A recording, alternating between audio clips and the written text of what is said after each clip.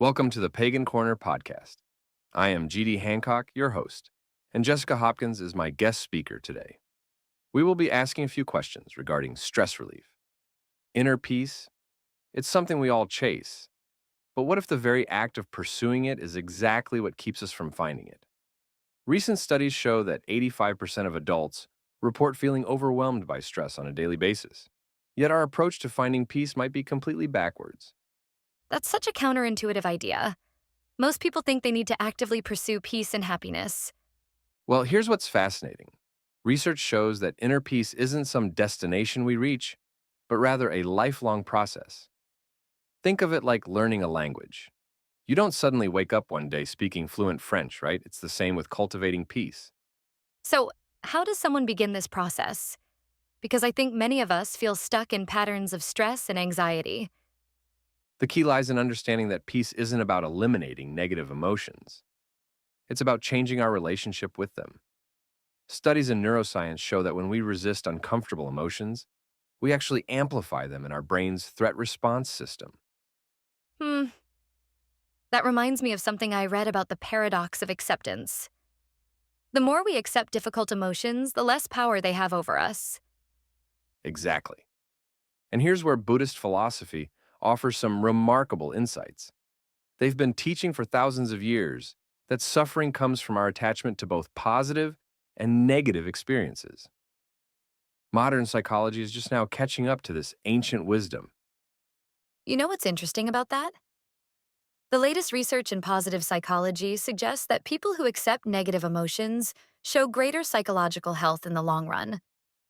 And that ties perfectly into what neuroscientists have discovered about the default mode network in our brains. When we're constantly trying to fix or change our emotional state, we activate stress responses rather than calm them. That's fascinating.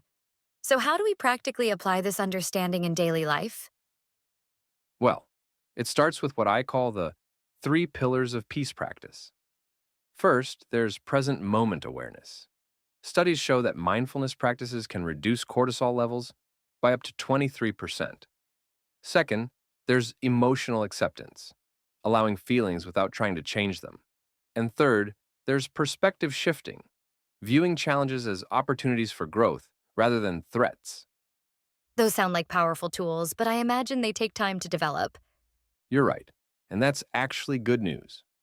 Research from Harvard's Stress Studies program shows that small, consistent steps towards stress management are more effective than trying to make dramatic changes all at once. That makes me think about how we often set ourselves up for failure by expecting immediate results.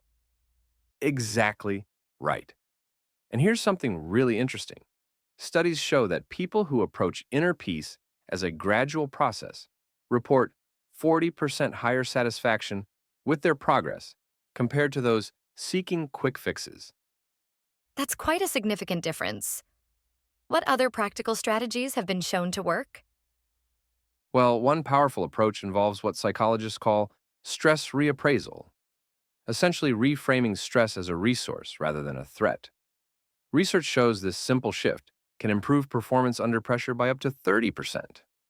So, it's not just about managing stress, but actually transforming how we view it? Precisely. And this is where the latest research in neuroplasticity comes in. Our brains literally rewire themselves based on how we interpret our experiences.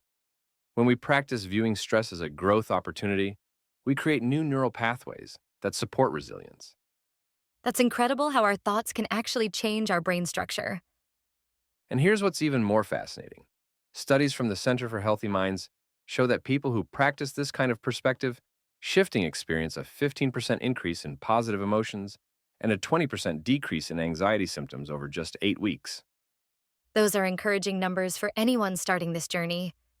The key takeaway is that inner peace isn't about achieving some perfect state of calm.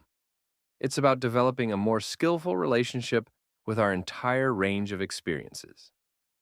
Research shows that people who understand this fundamental principle are 3 times more likely to report feeling satisfied with their progress. It sounds like we're talking about a complete paradigm shift in how we approach well being. Right, and the data backs this up. Long-term studies show that people who embrace this process-oriented approach to inner peace report significantly higher levels of life satisfaction and emotional resilience compared to those seeking quick fixes or perfect states of calm. This conversation has challenged the conventional wisdom about finding peace. And perhaps that's the most valuable insight of all, that true inner peace comes not from eliminating stress or negative emotions, but from developing a more balanced, accepting relationship with our entire human experience. The research consistently shows that this approach leads to more sustainable, authentic well being. Well, that just about wraps up this session of Pagan Corner for today. Thank you, Jessica, for joining me, and thank you all for listening. Bye for now.